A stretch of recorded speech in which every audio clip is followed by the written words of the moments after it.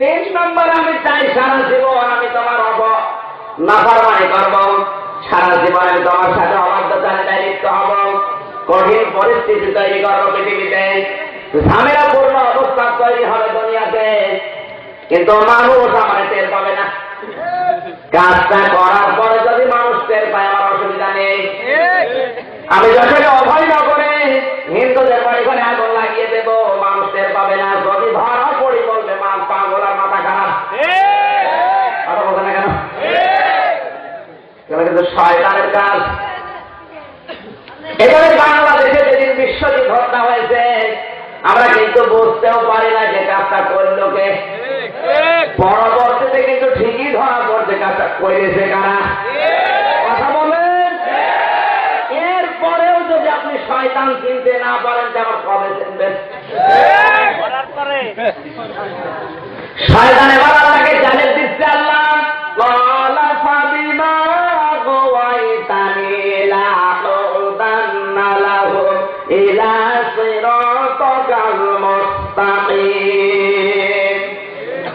আমাকে 3টি জিনিস তুমি দিয়েছ, তোমার সাথে চ্যালেঞ্জ দিলাম এই বান্দাদেরকে জাহান্নামে নেওয়ার জন্য। আমি কিন্তু ভালো ভালো রাস্তার মোড়ে মোড়ে বসে থাকবো। কোন রাস্তায়? শয়তান কিন্তু সিনেমা হলের সামনে যায় না, কারণ ও জানে যে এখানে যারা আসবে এরা আমার চাইতে বড় শয়তান। শয়তান বেশ্যাখানায় যায় না, কারণ ও জানে যে এখানে যারা আসবে এরা আমার ভাইরা ভাই। শয়তান শাহবাগেও পায় না, কারণ ও জানে যে এখানে যা হচ্ছে 3 দিন বৃষ্টি না হলে পাক হবে না। এখানে যেখানে কর্ম কি?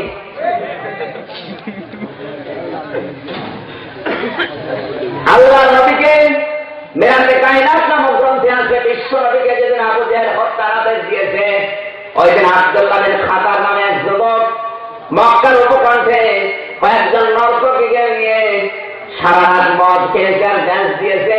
বিশ্ব নবীর হত্যার আদেশ করে আনন্দ মিছিল করে গণজাগরণ মঞ্চ তৈরি করেছে। মেয়েরা স্লোগান দিচ্ছে মতে মোহাম্মদ। আব্দুল্লাহ বিন খাতার এদিকে যুবক ও স্লোগানের জবাব দিতে ফাঁসি চাই দিতে হবে। 1000 বছর পরে এই বাংলাদেশের সাথে আপনি মিলান, বিশ্বনবীর উত্তরাধিকারীদেরকে যখন ফাঁসির আদেশ দেওয়া হয়, মাওলানা সাইদের যেদিন ফাঁসির আদেশ হয়েছে, সেই দিন কিন্তু এই মঞ্চ তৈরি করেছে। আমি আব্দুল্লাহ বিন খাতারের জীবন পড়ে দেখেছি, ওর জীবন বৃত্তান্তে লিখা ছিল তার সন্তান বাবা ঠিক ছিল না, নবীর বিরুদ্ধে যাওয়ার কারণে ওর যদি জন্ম ঠিক না থাকে, আজ বাংলাদেশের নবীর বিরুদ্ধে আল্লাহ হাবিবের উত্তরাধিকারীদের বিরুদ্ধে অবস্থান নিয়ে মঞ্চ তৈরি করে, মিছিল করে, আনন্দ মিছিল, মিষ্টি খায়, ওর পেছনে খোঁজ করে দেখেন ইমরান এই সরকারি রাস্তা।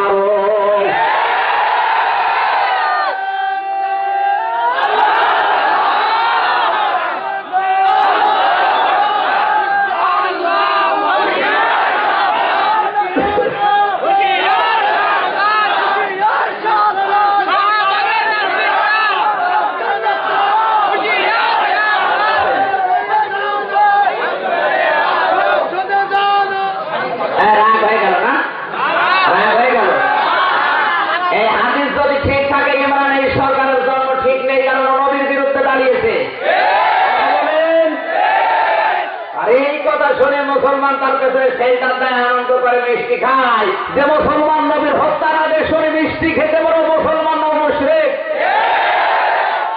এই দেশে এখন আর নেই।